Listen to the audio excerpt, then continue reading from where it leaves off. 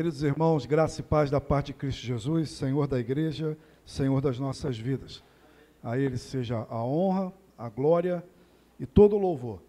Eu estou imensamente grato pela oportunidade de estar aqui, agradeço ao pastor Carlos Alberto pelo convite e feliz em poder conhecer meus irmãos. Somos irmãos, né? Apesar de nós não nos conhecermos, somos da família da fé, da família de Cristo, tendo Deus, nosso Senhor, como Pai. Então, louvado seja Deus por encontrar os irmãos aqui, numa quarta-feira como essa, reunidos, cantando louvores ao Senhor, adorando, meditando na palavra de Deus. Que o Senhor, mais uma vez, tenha misericórdia de nós, fale ao nosso coração. Nós vamos orar mais uma vez, pedindo que Deus fale através da sua palavra, ilumine a nossa mente, o nosso coração e nos ensine. Vamos falar com Deus. Deus eterno, Pai amoroso, santo, digno de toda a honra, de toda a glória, de todo o louvor. Nós, ó Pai, te rendemos graças por esse momento nas nossas vidas. Nós agora nos assentamos aos teus pés. Queremos ouvir o Senhor falar conosco. A tua palavra é viva, ó Pai, a tua palavra é eficaz, a tua palavra, Senhor Deus, age por si só através do teu Espírito no coração de cada um de nós. Conceda-nos a graça de ouvirmos a tua voz nessa noite. Transforma as nossas vidas, as famílias, transforma, ó Pai, cada um de nós para a glória do teu nome, ó Pai. Nós pedimos assim, com gratidão no coração, em nome de Jesus. Amém e amém.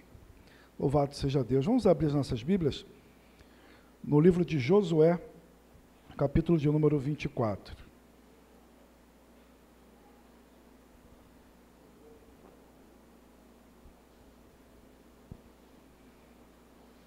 Trago o abraço da Igreja Presbiteriana em Campos Elíseos, também aos irmãos, do conselho ao conselho da igreja, que o Espírito Santo esteja consolando e confortando os familiares do pastor Carlos Alberto, nesse momento que já era de luto, né, e agora reforçado por esse, que Deus assim cuide dos nossos irmãos.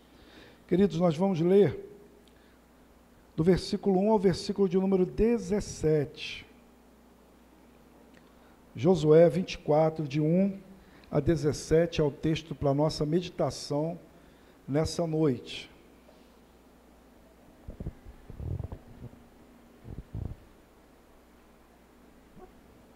Nós vamos fazer essa leitura alternada.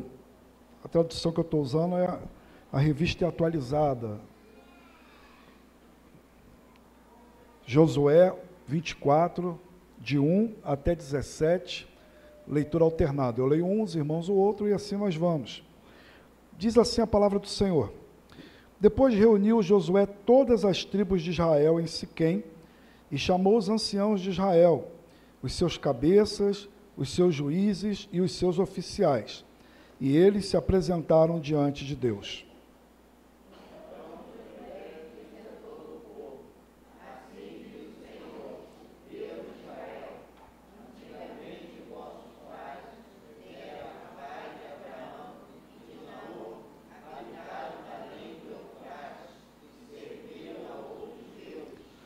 Eu, porém, tomei Abraão, vosso pai, da além do rio, e o fiz percorrer toda a terra de Canaã. Também lhe multipliquei a descendência e lhe dei Isaque. A Isaque dei a Jacó e a Esaú dei em processão as montanhas de Seir. Porém, Jacó e seus filhos desceram para o Egito. Então enviei Moisés e Arão, e feri o Egito com o que fiz no meio dele, e depois vos tirei de lá.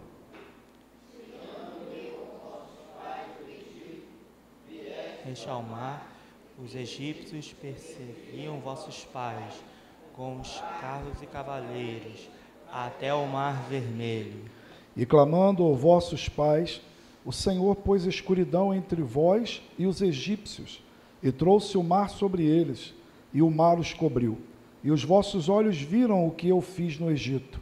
Então habitastes no deserto por muito tempo. Daí vos trouxe a terra dos amorreus, que habitavam da além do Jordão, os quais pelejaram contra vós outros. Porém, os entregueis a vossas mãos, e possuístes a sua terra, e os destruí diante de vós. Levantou-se também o rei de Moabe, Balaque, filho de Zippor, e pelejou contra Israel. Mandou chamar Balaão, filho de Beor, para que vos amaldiçoasse. Porém, eu não quis ouvir Balaão, e ele teve de vós abençoar, e assim vos livrei da sua mão.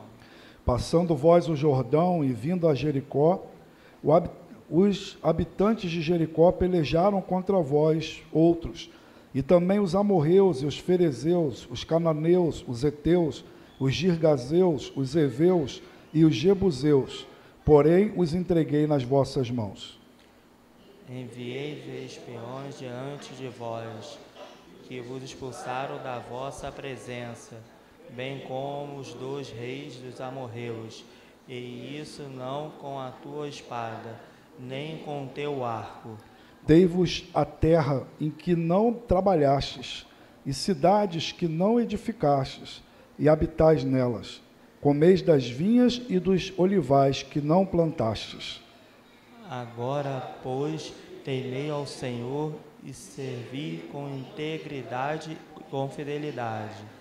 Deitai fora dos deuses aos quais serviram os vossos pais, da além dos Eufrates, no Egito, e servi ao Senhor. Porém, se vos parece mal servir ao Senhor, escolhei hoje a quem sirvais, se aos deuses a quem serviram vossos pais que estavam da além do Eufrates, ou aos deuses dos amorreus em cuja terra habitais. Eu e a minha casa serviremos ao Senhor. Então respondeu o povo e disse: longe de nós o abandonarmos o Senhor para servirmos a outros deuses. Juntos 17, irmãos. Porque o Senhor é o nosso Deus. Ele é quem nos fez subir, a nós e a nossos pais, da terra do Egito, da casa da servidão, quem fez estes grandes sinais aos nossos olhos e nos guardou por todo o caminho em que andamos, e entre todos os povos pelo meio dos quais passamos. Amém. Louvado seja Deus pela sua palavra, preservada e chegada até nós. Queridos irmãos, nós vivemos num mundo de constantes mudanças. O mundo muda numa velocidade incrível. Nesse exato momento, enquanto nós estamos sentados aqui, mudanças estão acontecendo. Algumas nós tomaremos conhecimento, outras só daqui muito tempo, mas a verdade, o fato é que as mudanças acontecem. As mudanças acontecem nas gerações através da história. Gerações nascem, gerações se vão, e mudanças vão acontecendo de maneira que influenciam essas gerações. Hoje nós vivemos no advento do mundo digital, esse que é marcado como sendo um ápice, o ano de 1990, 2020, e onde nós temos o nascimento de uma geração que hoje é chamada de geração Z. Jovens, crianças, que já nasceram mergulhados no mundo digital, que desde pequeno interagem com as ferramentas digitais.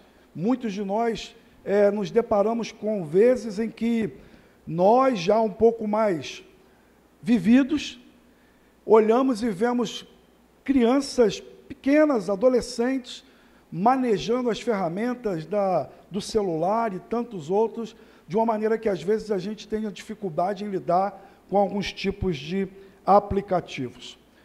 A geração Z é uma geração que nasce, que cresceu em meio a esse rápido avanço tecnológico, que mostra que nós vivemos num mundo de constantes mudanças.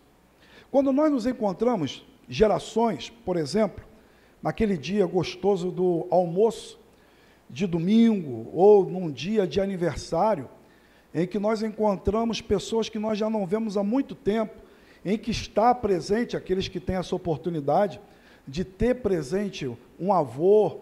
Quem sabe alguns aqui têm a raríssima oportunidade de ter presente um bisavô, e ali está bisavô, avô, pais, e aí então vem os netos, os bisnetos, gerações reunidas, pessoas que viveram tempos, momentos muito diferentes uns dos outros, e é quase que inevitável as histórias que se contam.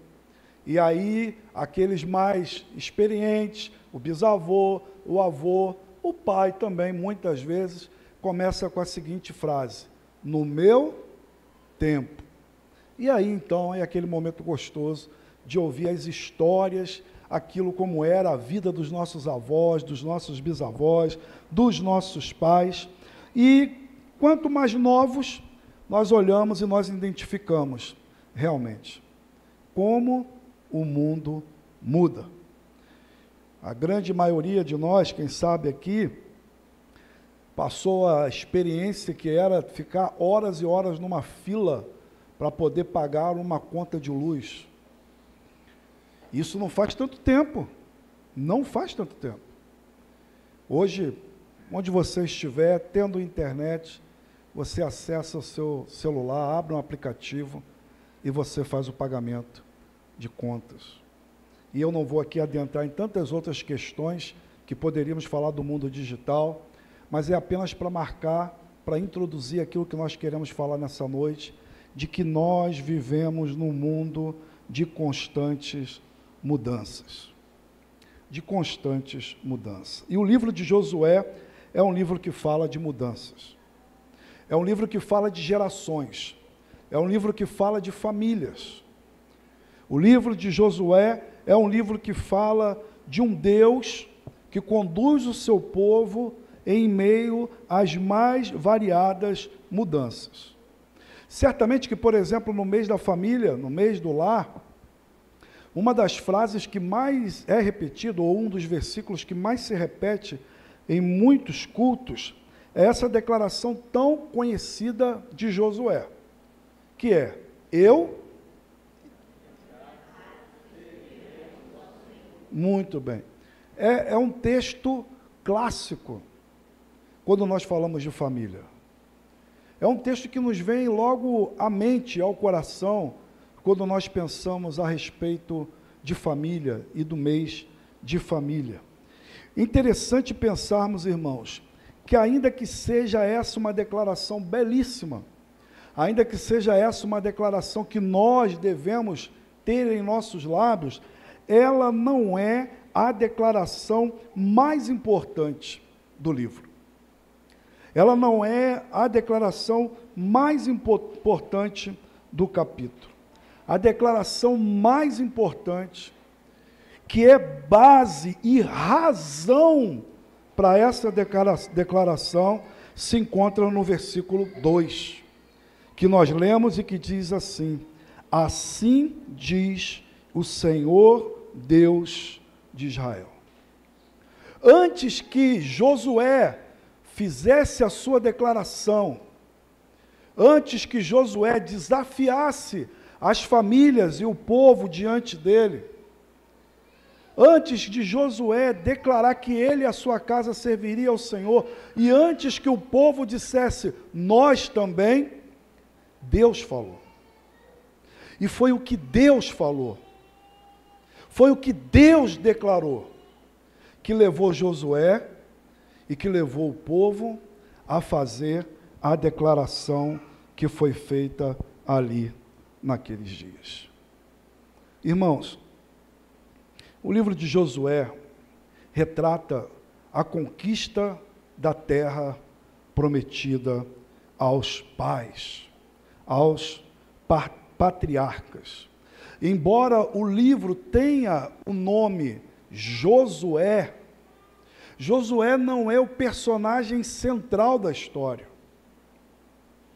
Embora nós possamos, por exemplo, olhar para o livro de Josué e possamos fazer estudos, possamos narrar aqui tantos exemplos bons que nós temos de líder de Josué, embora nós possamos trazer aqui alguns ensinamentos da vida de Josué para as nossas vidas, Josué não é o personagem central do livro de Josué. Esse livro que fala de conquista de uma terra prometida, da concretização de uma promessa, esse livro que fala que o povo chegou lá, tem como personagem central o próprio Deus, conduzindo a história, dirigindo famílias, falando ao coração do seu povo, cuidando do seu povo e fazendo valer as suas promessas sobre a vida desse povo. Tanto é que o capítulo 24 começa com uma afirmação que tem uma sentença aqui, que é a sentença profética, como os profetas falavam no versículo 2. Josué usa uma sentença que era usada pelos profetas. Assim diz o Senhor. Quem está falando e quem faz a narrativa que lemos aqui, não é Josué.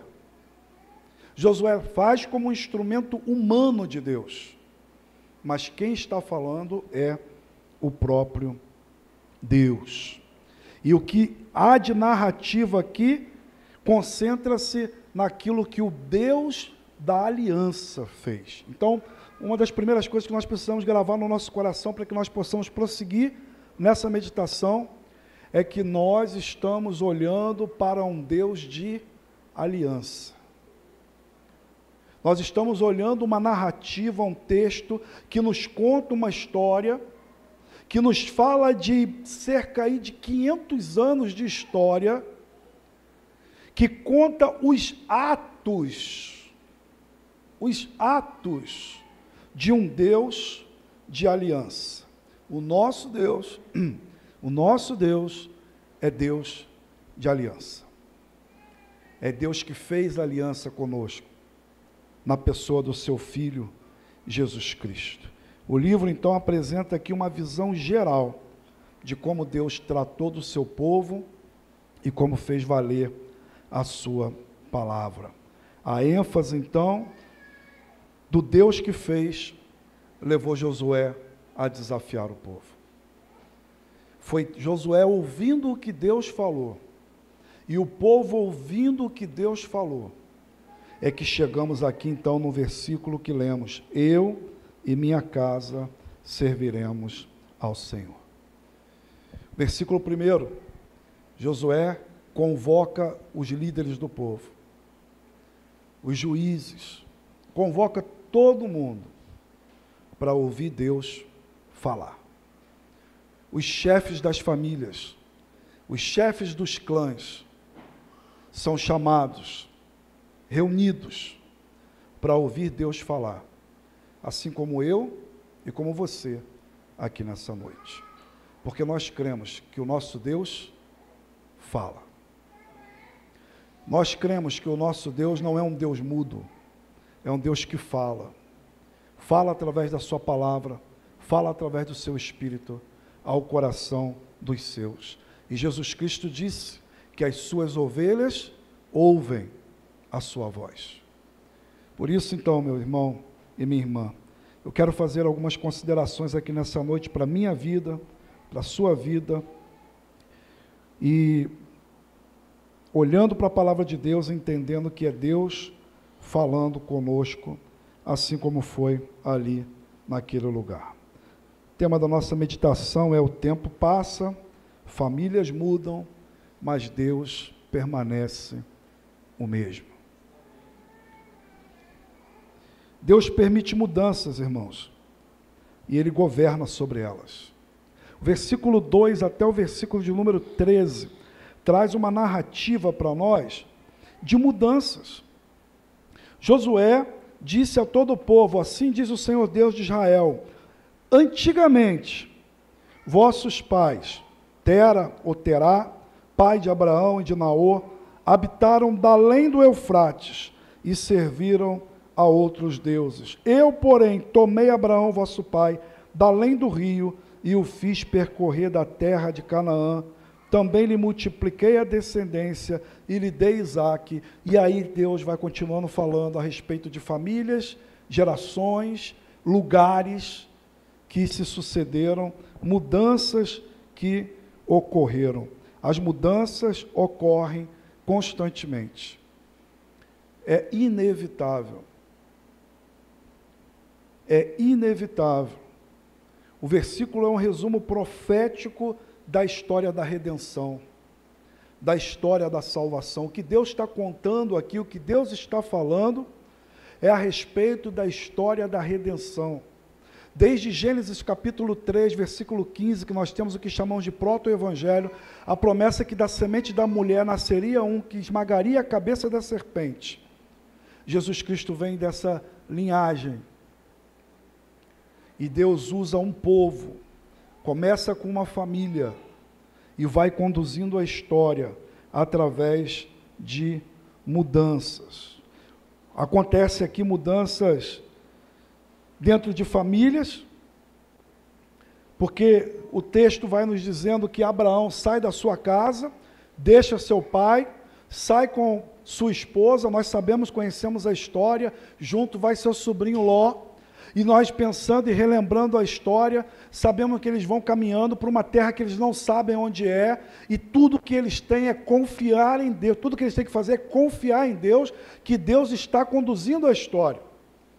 O texto diz que Ló olha as campinas, fica apaixonado por ela, e na hora de dividir-se do seu tio, ele vai conduzido por isso, e vai para Sodoma e Gomorra, e a história vai contando, e o texto diz para nós então, que há um momento em que se chega até o Egito, e um povo de Deus que chegou como convidado, morre um faraó que conhecia José, outro faraó, mudança, outro faraó assume, esse não considera tudo o que José fez no Egito, e o povo de Deus então passa a ser escravo. As famílias que antes viviam de uma maneira abastada, tranquila, as famílias que receberam, desde a época de Josué, uma terra no Egito por herança, agora passam a ser escravos, passam a viver em escravidão. Nossas famílias passam por mudanças. Nós vivemos altos e baixos na nossa vida. Nós passamos por mudança. O menino que você era, a menina que você era há 40, há 50 anos atrás, certamente não tinha a mesma cabeça que você tem hoje. Uma das frases que muitos de nós mais velhos usam é: se eu tivesse a cabeça que eu tenho hoje, quando eu tinha, e aí a gente diz, né? 14, 15, 18, 20, dizendo, olha, houve uma mudança aqui dentro. As mudanças ocorrem. Algumas mudanças são boas. Elas são produtivas. Algumas mudanças nos fazem sorrir quando coisa boa acontece na nossa vida, e nós, muitas vezes, estamos aguardando algumas mudanças. No cenário político, no cenário social, no cenário familiar, e quando elas acontecem, nós ficamos felizes, e nós dizemos, graças a Deus. Mas as mudanças ruins também acontecem. Coisas ruins também nos acontecem.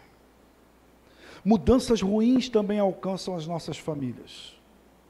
Mudanças que nós conceituamos como ruins, elas nos alcançam. Mudanças, por exemplo, como o falecimento de pessoas a quem a gente ama, que mudam a estrutura da nossa família. Mudanças, às vezes, que nós passamos, que são de âmbito econômico. Passávamos a viver com X e agora temos que passar a aprender a viver com menos. E nós olhamos essas mudanças e muitas vezes nós olhamos para elas e pensamos que Deus está alheio. Que elas são apenas fatos aleatórios que acontecem na nossa vida. Mas olhando para esse texto, nós percebemos que Deus não está alheio aos fatos que acontecem na nossa vida, que acontecem na história. A promessa da terra era um elemento fixo em todas as promessas que foram feitas aos patriarcas. E as mudanças aconteceram, mas o povo chegou onde tinha que chegar. O povo alcançou o que Deus havia prometido. O povo experimentou milagres no deserto. O povo saiu do Egito e passou a ter saudades do Egito no deserto. Mas Deus fez jorrar água da rocha. Deus fez vir comida através do maná. Algumas das nossas mudanças, meus irmãos, elas não nos são agradáveis, mas nós precisamos lembrar que Deus está presente em todas elas. Deus está presente em todas elas. Há mudanças que eu e você temos uma dificuldade tremenda para lidar. E somos humanos. E Deus sabe. O salmista já disse, o Senhor sabe que nós somos pó. Nós precisamos entender que a dinâmica das mudanças é uma realidade na nossa vida. A gente precisa entender isso. Nosso coração precisa se curvar a essa realidade que é mais forte do que nós. Nós não queremos algumas mudanças para a nossa vida, é verdade. Mas nós precisamos entender que Deus tem poder de fazer com que todas as coisas contribuam para o bem daqueles que amam a Deus, que são chamados segundo o seu propósito. Então haverá mudanças que não nos serão agradáveis, mas mantenhamos os olhos no Senhor, a confiança no Senhor, enquanto caminhamos pelo deserto, enquanto somos perseguidos pelo exército inimigo, enquanto coisas ruins acontecem, enquanto pessoas que amamos se vão, precisamos ter a consciência de que Deus está conduzindo a nossa história, dirigindo a nossa vida, que Ele não está alheio a isso, de que Ele continua soberanamente governando o universo, todas as coisas, e é Senhor da minha família e da sua família. Precisamos lembrar disso, porque nós como esposos, como pai, como filhos, muitas vezes, ao perceber algumas mudanças que acontecem dentro da nossa casa e que estão além das nossas forças, nada podemos fazer, uma enfermidade ou qualquer outra coisa, somos tentados a pensar que Deus não está mais na nossa história. Mas Ele continua lá. Ele continua providenciando milagres, força, coragem, sabedoria, para que possamos viver em meio às mais variadas mudanças da nossa vida. Uma das coisas mais infantis que nós podemos viver, eu e você, é viver pensando que as coisas nunca vão mudar na nossa vida. Conta-se que, isso já eu ouvia meu pastor contar, né? É uma ilustração, que um rei estava muito enfermo, e ele chamou seu filho que iria reinar em seu lugar, e ele deu um anel para o seu filho. E ele disse assim: filho, quando o reino estiver em paz, próspero, quando muitos estiverem sentando à sua mesa, quando a sua família estiver bem, quando todas as coisas estiverem maravilhosamente bem, tira esse anel do dedo e leia o que está escrito dentro. E estava escrito: tudo passa. E aí o pai continuou: meu filho, quando você estiver no pior dia da sua vida, quando o reino estiver dividido, quando você estiver sendo atacado, quando a sua família estiver sendo atacada, tire o anel do dedo e leia o que está escrito dentro. Tudo passa. Nós precisamos aprender a não focar apenas no que está acontecendo, mas devemos fazer como o Hebreus diz: manter os nossos olhos no autor e consumador da nossa fé. Quando nós olhamos esses fatos aqui, parece que eles são aleatórios, desconexos, parece que não tem uma relação com o outro, mas que nós que conhecemos a história bíblica sabemos que Deus conduziu cada uma das coisas de maneira que uma desembocava em outra, até que veio o Senhor Jesus Cristo, o cumprimento maior da promessa. A mão de Deus esteve conduzindo e dirigindo todas as coisas. E aí nós lemos a palavra do Senhor, que nos fala em Gálatas capítulo 4, versículo 4 e 5. Mas vindo a plenitude dos tempos, Deus enviou seu Filho, nascido de mulher, nascido sobre a lei, para remir os que estavam debaixo da lei, a fim de recebermos a adoção de filhos. Nunca houve improviso da parte de Deus. Na plenitude dos tempos, Deus preparou todas as coisas para que Jesus Cristo viesse. Desde Gênesis capítulo 3, o que Deus fez foi pavimentar o caminho para o nascimento do seu Filho, ou para a encarnação do Verbo, ou para que o próprio Deus viesse à terra, na pessoa do Filho, assumisse o nosso lugar.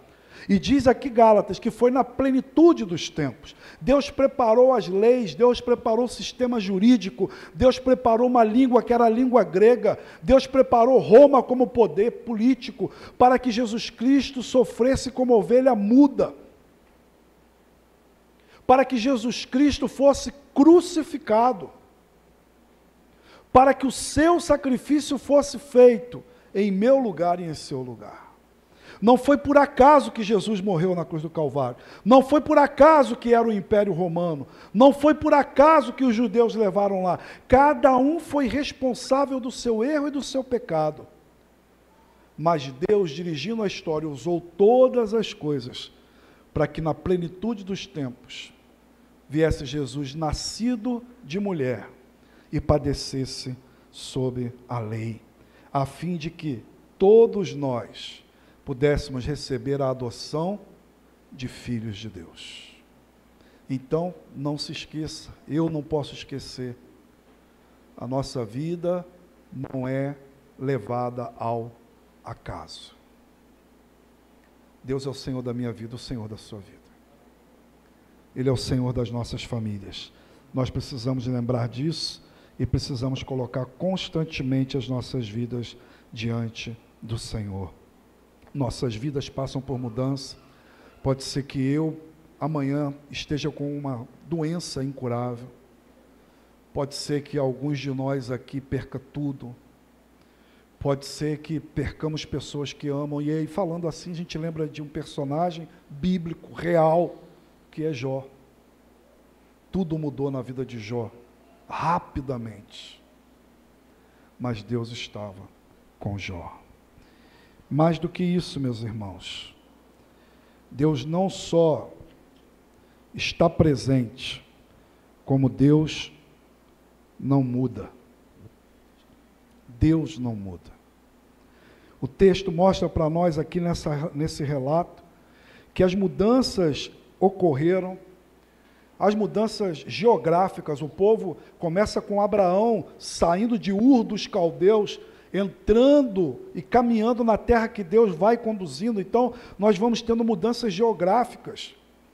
Nós vamos vendo um povo que se encontra no Egito e agora é retirado do Egito para ser levado à terra prometida. Então, mudanças regionais, mudanças geográficas acontecem. As mudanças acontecem através do próprio coração do povo. Quantas vezes esse povo foi infiel ao Senhor? Quantas vezes? Quantas vezes? Por isso nós temos o chamado de Josué para que deitem fora os deuses. Porque esse povo era um povo com uma facilidade para a idolatria muito grande, assim como eu e como você. Tudo mudava. O coração do povo mudava, o povo mudava de região geográfica, os povos ao redor mudavam, os perseguidores do povo mudavam, mas Deus permanecia o mesmo.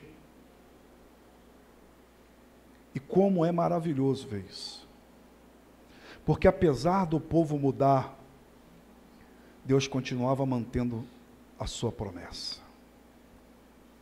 Deus fez um pacto com Abraão. Os animais foram partidos e colocados um pedaço de cada lado.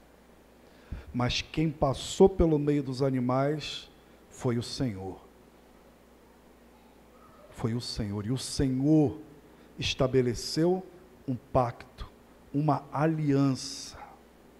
E Ele não volta atrás. Ele não volta atrás. O Senhor é fiel. Esse texto fala da fidelidade de um Deus que não muda. Eu e você mudamos. Quantas coisas eu e você já dissemos e a gente diz assim: eu me arrependo do que eu disse.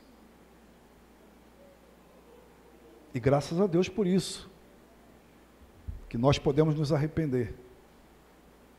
Mas nós mudamos. Quantas vezes eu e você dissemos assim: não, eu tenho certeza disso. E depois de um tempo a gente diz assim: eu estava completamente... Deus dirigiu o povo e conduziu o povo, porque Deus é perfeito em todo o seu ser. Sua bondade, sua justiça, sua misericórdia é perfeita. Por isso que Deus é imutável, porque não há nada que possa mudar em Deus. E a imutabilidade de Deus, ela está em todos os seus atributos. O amor de Deus por mim e por você não muda, não mudou e nunca mudará. Não importa o que eu faça, eu continuo sendo filho de Deus. E Ele, logicamente, como um pai amoroso, há de me repreender todas as vezes em que eu estiver errado e me afastando dEle. Mas fará isso ainda como pai. Ainda como pai. O texto de Josué nos mostra um Deus que não mudou. A ênfase do texto e do livro de Josué é exatamente essa. É um Deus que fez uma promessa e foi fiel em cumprir, fiel em sua aliança. E isso, irmãos, por livre e soberana vontade. Deus decide amar. Jacó e Esaú. A Bíblia nos diz que Deus decidiu colocar o mais velho para servir ao mais novo. Ele decidiu, e assim o foi. Israel tornou-se a menina dos olhos de Deus. E quando nós olhamos a pessoa de Cristo Jesus, nós sabemos que em Cristo nós somos o novo Israel. Nós somos aqueles que fomos enxertados, aqueles que foram adotados pelo Pai. E como é bom saber que Deus não muda. Nós vivemos muitas decepções por causa das mudanças das pessoas e por causa das nossas mudanças. Não é seguro confiar em si mesmo. Não é seguro. Não é seguro confiar em si mesmo. Não é seguro confiar a família apenas aos nossos cuidados. Porque nós mudamos. Nós mudamos. Por isso que por mais que um pai ame seu filho, por mais que uma mãe ame seu filho, não é seguro basear a criação dos filhos apenas no nosso coração. Não é seguro. Nós precisamos de um Deus que não muda. De um Deus que não muda. Porque os princípios e valores do reino são imutáveis. Valeram para os nossos bisavós, valeram para os nossos avós, para os nossos pais, valem para nós, valem para os nossos filhos e valerão para os nossos bisavós. Então, os princípios que tem que sustentar e reinar na minha casa e a sua família são os princípios da palavra de Deus. São os princípios imutáveis da palavra de Deus. Nós precisamos olhar para esse texto e perceber que ele é uma palavra também para nós. Esse texto, ele é um texto que vai falar a respeito de um Deus que salva, de um Deus que é imutável, de um Deus que dentro da história está apontando para a pessoa de Cristo, mas nós precisamos entender que nós estamos nessa dinâmica por dois modos. O primeiro modo, como herança de tudo isso, como povo de Deus, como eu disse aqui. E em segundo lugar, num modo também de aplicação dessas verdades na nossa vida prática, no nosso dia a dia. Nós olhamos para esse texto e nós precisamos nos perguntar o que esse texto tem a ver comigo, o que esse texto tem a ver com a minha família. E nós entendemos que nesse ponto, entendemos que se aplica no entendimento de que Deus não muda e de que os valores de Deus devem ser aqueles que devem orientar a minha vida familiar como pai, como filho, como esposo e como cônjuge. Eu não tenho que não adulterar porque eu decidi no meu coração. Eu tenho que não adulterar porque esse é o princípio e o valor do reino de Deus e Ele é o Senhor da minha vida. Eu tenho que ser um bom pai não meramente por uma questão moral diante dos homens.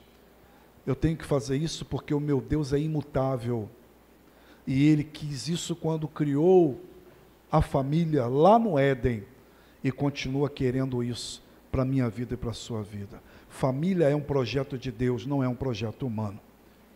Então eu preciso saber qual é a vontade imutável daquele que criou a família para a vontade da família, para que eu possa aplicar na minha vida e para que eu possa vivenciar.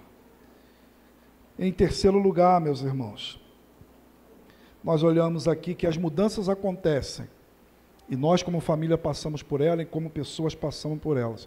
Em segundo lugar, nós vemos que apesar das mudanças acontecerem, Deus não muda. Então nós precisamos entender, vivemos num mundo de mudanças, ok.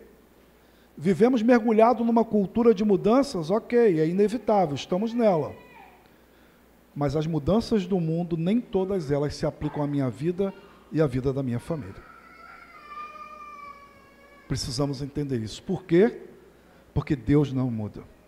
E os princípios e os valores de Deus não mudam conforme a época. Continua valendo unir-se-á homem e mulher, e serão uma só carne.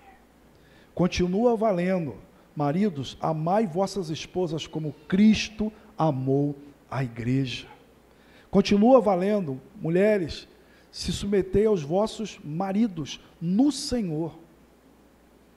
E é sempre quando nós dizemos isso, a gente precisa fazer um parêntese, né? Porque a gente sempre precisa explicar, porque algumas pessoas podem entender isso errado. O princípio é, maridos, amai vossas mulheres como Cristo amou a igreja.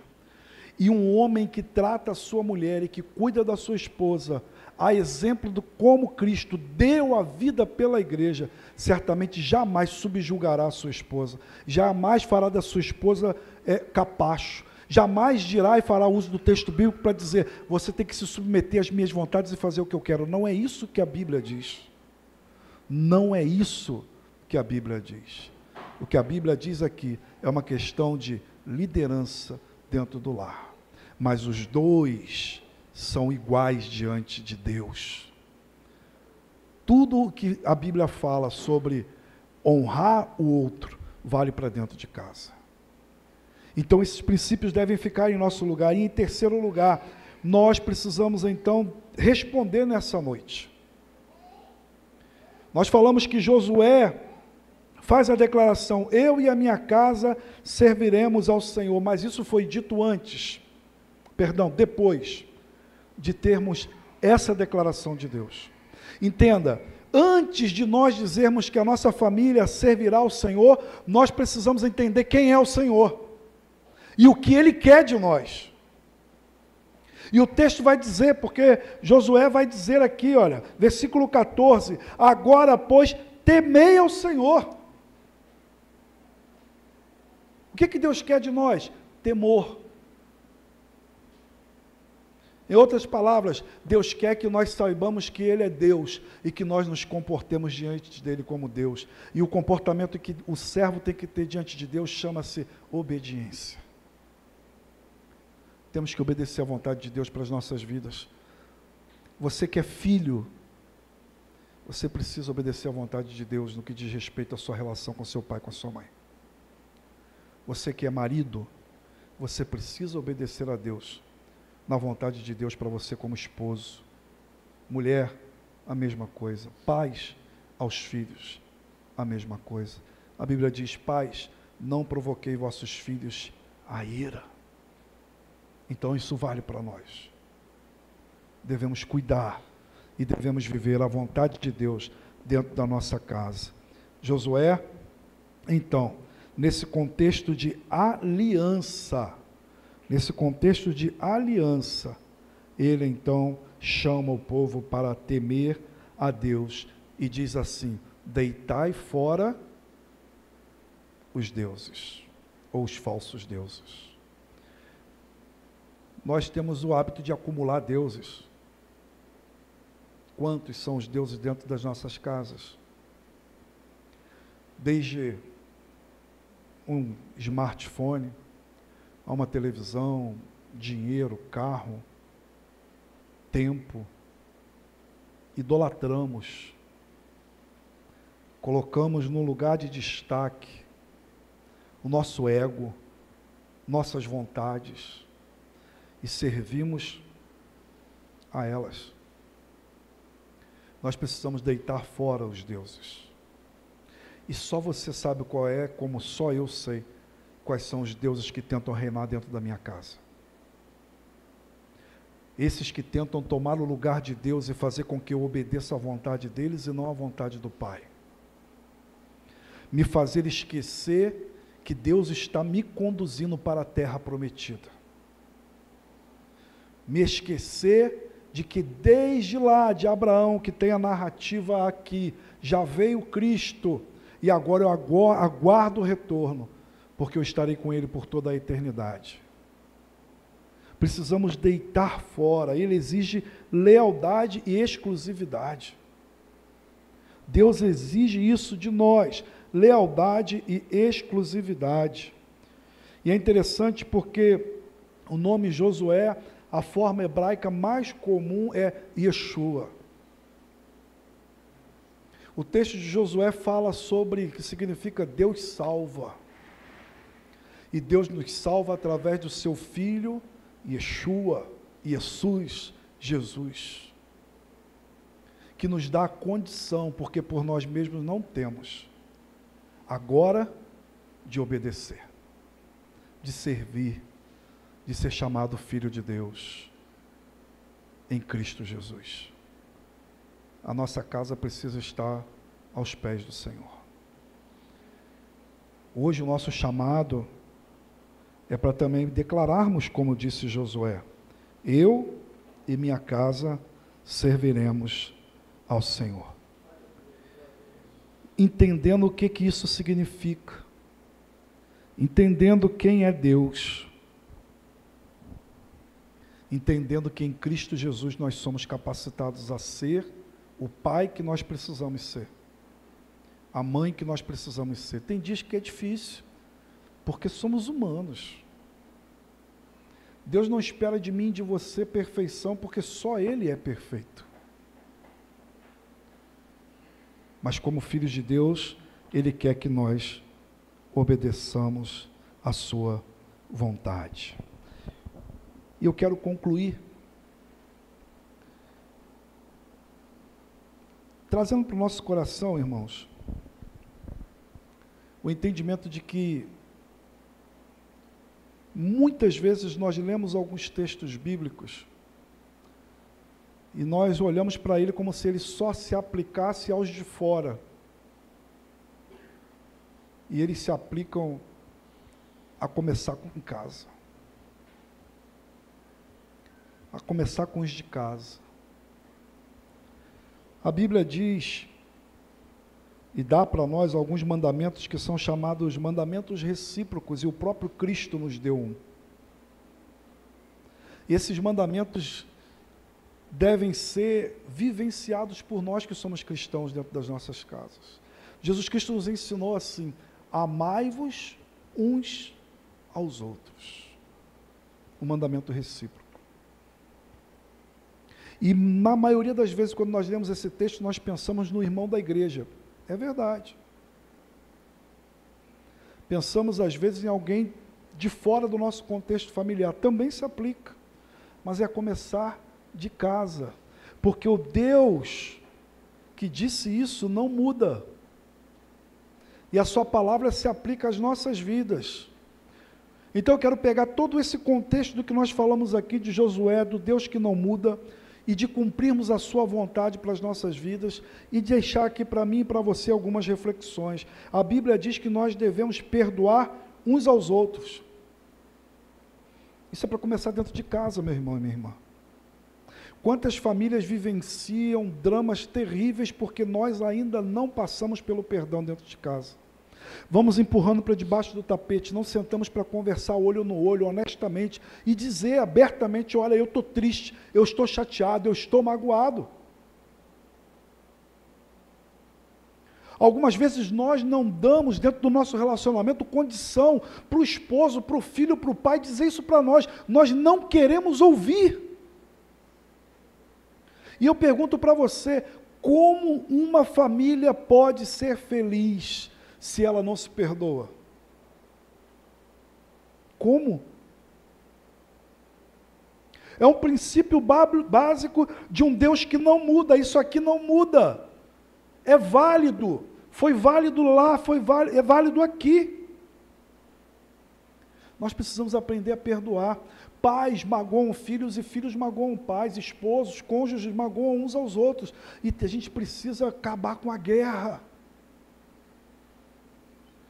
Quando nós lemos aqui o relato de Josué, meus irmãos, nós não temos tempo para isso, mas nós olhamos o relato de Josué, que Deus falou de tantas coisas que aconteceram, nós sabemos de tantas coisas desagradáveis que aconteceram naquela história. José foi vendido pelos seus irmãos, mas lá no Egito ele perdoou e os abraçou. Porque Deus estava dirigindo a história para o Cristo, mas também estava dirigindo a história particular de cada um deles, como a minha história e a sua história. Esses mandamentos recíprocos valem para nós, encorajar e edificar um ao outro. A Bíblia nos diz isso. Encorajai-vos mutuamente. Nós lemos a Bíblia, diz assim, ó, suportai-vos uns aos outros. A palavra suporte lá é a ideia de como ali, aquilo que está segurando a caixa. Suporte, não é suportar no sentido, eu não suporto mais esse casamento, eu não suporto mais esse marido, eu não suporto mais essa mulher, mas eu tenho que suportar porque a Bíblia diz, não é isso. Isso é amai-vos uns aos outros, isso é perdoai-vos uns aos outros. Suportai-vos uns aos outros é sermos suporte para o outro e viver como família, porque todos nós vivemos o nosso dia mal, todos nós temos as nossas fraquezas, todos nós precisamos de um ombro, de um abraço, de palavras de encorajamento, todos nós. Isso precisa estar na minha casa e precisa estar na sua casa, meu irmão e minha irmã. Pela ação do Espírito Santo de Deus.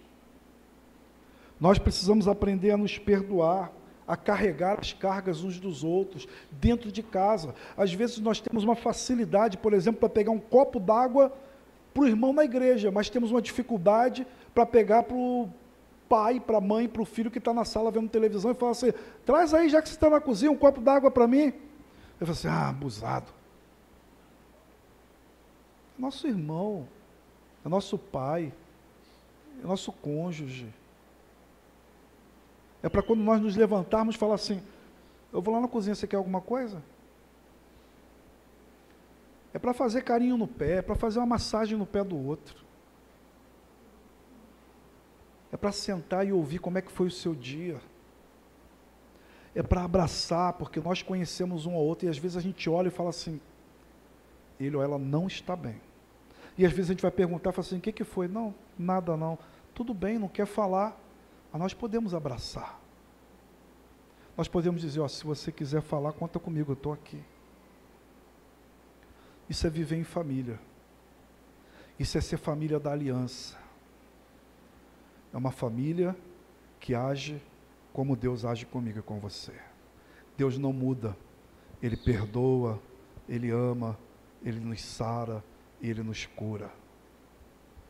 E nós precisamos fazer isso dentro de casa, com as pessoas que a gente ama. Em nome do Senhor Jesus Cristo. Eu não sei como é que está a sua casa. Eu não sei quais são as mudanças pelas quais você tem passado no seu relacionamento com seu pai, com seu filho, com quem quer que seja. Eu não sei o que está acontecendo, mas eu sei que Deus sabe. E eu sei que Ele está lá, assim como Ele está aqui. E Ele não mudou. Ele não mudou. Ele continua sendo Deus de milagre. Ele continua usando e agindo o Espírito Santo para falar ao nosso coração. Ele diz assim, olha, quem tem necessidade de sabedoria, peça, e eu darei. Há caminhos melhor do que o divórcio. Há caminhos melhor do que ficar sem falar com o marido, com a esposa, com o filho. Há caminhos melhor do que o rancor. O caminho indicado pelo Deus da aliança. O Deus que nos ama. Eu quero te convidar a fechar os seus olhos, a falar com Deus. É você e Deus, meu irmão e minha irmã. Deus sabe, Deus conhece teu coração.